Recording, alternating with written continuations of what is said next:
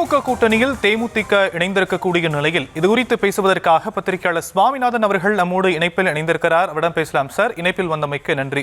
தேமுதிக வரக்கூடிய சட்டமன்ற தேர்தலில் யார் கூட கூட்டணி வைக்க போறாங்க அப்படிங்கிறது ரொம்ப நாளா ஒரு கேள்வியாக இருந்துட்டு இருந்த நிலையில அந்த கேள்விக்கு இன்று தினம் விடை கிடைத்திருக்கிறது. திமுக கூட்டணியில தேமுதிக இணைஞ்சிருக்கிறாங்க. திமுக கூட்டணிக்கு தேமுதிகவுடைய வருகை அப்படிங்கிறது பலமா பலவீனமா? ரொம்ப நிச்சயமாக ஒரு பலமாகத்தான் இருக்கும். நடைபெற இருக்கிற சட்டமன்ற தேர்தல் 4 முனை போட்டி. நீங்க இதற்கு முன்பு இருந்ததை விட களச்சூழல் மாறி இருக்கிறது. விஜய் போன்ற ஒரு புதிய சக்திகள் வந்திருக்காங்க. நாம் தமிழர் கட்சி இன்னொரு தனியாக தேர்தலை சந்தித்து வருகிறது. சோ இந்த நடைபெற இருக்கிற சட்டமன்ற தேர்தலில் ஒவ்வொரு 500,000 ஓட்டுகளும் மிக முக்கியம் அப்படிங்கிற அளவுலதான் களச்சூழல் இருக்கு. அப்படியான காலகட்டத்துல விஜய் ஒரு ஸ்பாய்லரா பல தொகுதிகளில் திமுக வெற்றியை பறிக்கக்கூடிய இடத்துல, அதாவது சில தொகுதிகள் திமுகவுக்கு சாதகமான தொகுதிகள் இருக்கக்கூடிய இடத்துல விஜய் வெற்றி வாய்ப்பை பறிக்கிறதும், அதிமுகவுக்கு சாதகமான இடம் அப்படின்னு இருக்கக்கூடிய இடத்துல விஜய் வெற்றி வாய்ப்பை பறிக்கிறதும் ஒரு கிங் மேக்கரா விஜய் இருக்கும், கட்சி இருக்கும். கிட்டத்தட்ட திமுகவுக்கு சாதகமான தொகுதிகளில் அதிமுக வெற்றி பெறதுக்கும், அதிமுகவுக்கு சாதகமான தொகுதிகளில் திமுக வெற்றி பெறதுக்கும் கூட சில இடங்கள்ல காரணமாக அமைந்து விடும். அந்த சூழல்ல தான் தேமுதிக அந்த அணியில் இடம் பெற்றிருப்பது அப்படிங்கிறது நிச்சயமா பலம் தரக்கூடிய ஒன்றுதான். ஆனா இதுக்குள்ள திமுகவுக்கு பெரிய பலம் இருக்காது. ஓட்டு அரசியலுடைய அடிப்படையில் இதை நம்ம அணுகணும்னா திமுகவுக்கு நிச்சயமாக பலம் தான். ஏன்னா வர சட்டமன்ற தேர்தல் 4 முனை போட்டி என்பதாலும் ஒவ்வொரு தொகுதிக்குள்ளும் தேமுதிகவுக்கு ஓரளவு ஓட்டு வாங்கியிருக்கும். நீங்க ரொம்ப குறைவாக பார்த்தால் கூட 1000 ஓட்டுகளாவது சில தொகுதிகள் இருக்கும். இதே நீங்க வட மாவட்டங்கள்ல கடலூர் போன்ற மாவட்டங்கள் எடுத்துக்கிட்டாலோ, இப்ப அண்மையில நடைபெற்ற நாடாளுமன்ற தேர்தலில் அவங்க விருதுநகர்ல போட்டிட்டு எடுத்த ஓட்டுகளையோ நீங்க ஒப்பிட்டு பாத்தீங்கன்னா அந்த பகுதிகளில் விருதுநகர் மாவட்டம், அதாவது விஜயகாந்த் அவர்களோட பூர்வீக மாவட்டமா இருக்கலாம், வட மாவட்டங்களா இருக்கலாம், அங்கெல்லாம் ஓரளவுக்கு பாமக ஒரு 5000 ஓட்டுக்கு மேல ஒவ்வொரு சட்டமன்ற தொகுதிக்கும் வைத்திருக்கக்கூடிய கட்சியாக தான் இருக்கு. அந்த அடிப்படையில இது திமுகவுக்கு நிச்சயம் பலம்.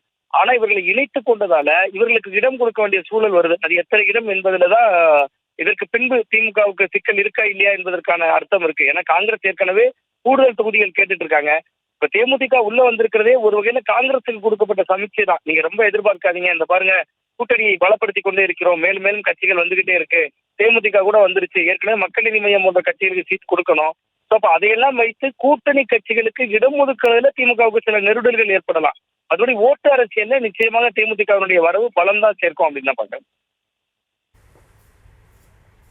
சார், 2016 தேர்தலையும் சரி, 2019 நாடாளுமன்ற தேர்தலையும் சரி, 2021 சட்டமன்ற தேர்தலையும் சரி, அவங்களுடைய வாக்கு சதவீதம் அப்படிங்கிறது குறைஞ்சிக்கிட்டே வரக்கூடிய நிலையில இது எந்த அளவுக்கு ஒரு இம்பாக்ட கொடுக்கும் திமுக கூட்டணிக்கு? அப்ப அவங்க கேட்கக்கூடிய நம்பர்ஸ் கிடைக்கிறதுக்கான வாய்ப்பு இருக்கா? அதோட கம்மியான கிடைக்கிறதுக்கான வாய்ப்புகள் இருக்கும் அப்படிங்கறத நம்ம புரிஞ்சுக்கணுமா?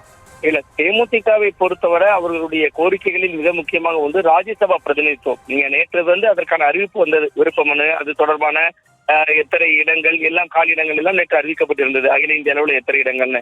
அதுல நீங்க திமுகவுக்கு பாத்தீங்கன்னா 4 இடங்கள் ஒதுக்கப்பட்டிருக்கிறது. அப்ப நேற்றுக்கு அதற்கான அறிவிப்பு வருகிறது, இன்றைக்கு தேமுதிகவினுடைய கூட்டணி உறுதி செய்யப்படுது. அப்ப அது ரெண்டையும் தான் நம்ம இணைத்து பார்க்க வேண்டியிருக்கிறது.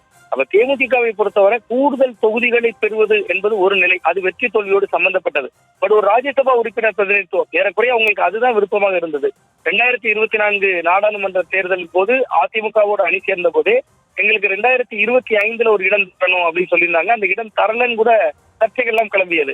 அப்ப தேமுதிக இந்த உடன்பாட்டுல, இந்த கூட்டணியில முதல் கட்டமாக அவங்களுக்கு ராஜ்யசபா சீட் என்பது ஒரு லாபம்.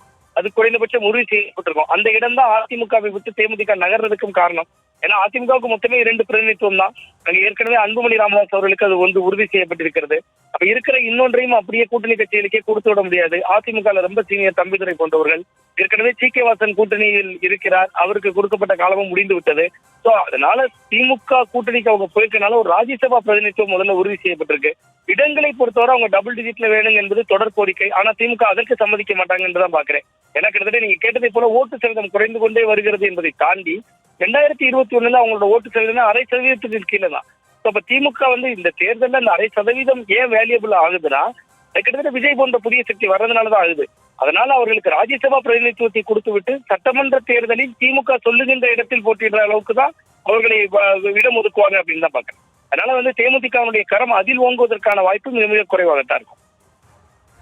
அதாவது சட்டமன்ற தேர்தல் தொகுதிகளை காட்டிலும் ராஜ்யசபா தொகுதியில தான், ராஜ்யசபா சீட்டில் தான் அவங்க ரொம்ப கான்சன்ட்ரேட்டா இருந்திருக்கிறாங்க அப்படிங்கறத நீங்க சொல்றீங்க. இருந்தாலுமே கூட அதிமுகவும் என்டிஏ கூட்டணியுமே தேமுதிகவை தங்களுடைய கூட்டணிகளை கொண்டு வரணும் ரொம்ப தீவிரமா இருந்தாங்க. அவங்க எந்த அளவுக்கு தீவிரமா இருந்தாங்களோ அதே மாதிரி தான் தமிழக வெற்றி கழகம் ஒரு பக்கம் தேமுதிக விஜயகாந்த் சென்டிமெண்ட்டை வச்சு இவங்களை கூட்டணிக்குள்ள வருவாங்க, அதன் மூலியமா தனக்கான வாக்குகள் வரும் அப்படிங்கிற ஒரு கணக்கு போட்டிருந்தாங்க. இப்போ 2 கட்சிகளுக்கும் இது ஒரு பெரிய ஏமாற்றம் அப்படின்னும் போது அவங்களுடைய பிளான்ஸ் என்னவாக இருக்கும்? இப்போ டிஃபென்சிவ் மோட் எடுக்கிறதுக்கான வாய்ப்பு இருக்குல்ல? ஆமா, நிச்சயமாக இது பெரிய ஏமாற்றம் தான். நீங்க குறிப்பிட்டதை போல நீங்க தேமுதிக ஏன் இந்த இடத்துல திமுகவை நோக்கி அவங்க நகர்றாங்கிற இன்னொரு புள்ளியும் முக்கியமானது. கிட்டத்தட்ட 2016 சட்டமன்ற தேர்தலில் விஜயகாந்த் அவர்களை முதல்வர் வேட்பாளராக முன்னிறுத்தி மக்கள் நல கூட்டணி அமைக்கிறாங்க. ஆனா எந்த தொகுதியிலையும் ஜெயிக்க முடியல. 2021 அமமுக எஸ்டிபிஐ கட்சியோடு கை கொடுக்குறாங்க. அங்கேயும் எந்த தொகுதியிலையும் ஜெயிக்க முடியல. கிட்டத்தட்ட 10 ஆண்டுகள் அவங்களால சட்டமன்றத்துக்குள்ளேயே நுழைய முடியல. அதிமுகவோடு இருந்தபோது கடந்த 2011 எதிர்கட்சி தலைவர் வரைக்கும் வந்த ஒரு தேமுதிகவால அடுத்திருந்த 10 ஆண்டுகள் சட்டமன்ற பிரதிநிதித்துவத்துக்குள்ளேயே போக முடியல. எம்எல்ஏ ஆக முடியல, எதுவுமே இல்ல. பெரிய அளவுல யூனியன் சேர்மன்ஸோ ஒரு நகர்மன்ற தலைவர் பதவியை கைப்பற்றிட்டாங்கன்னா எந்த வரலாறுகளுமே கடந்த 10 ஆண்டுகள் அவங்க மீது இல்ல. அப்ப அவங்களுக்கு இப்ப விஜயோட போறது என்பது தன்னுடைய ஓட்டு வங்கியை காட்டலாம், அவ்வளவுதான். அது வெற்றியா மாறுமா என்கிற ஒரு கேள்விக்குறி.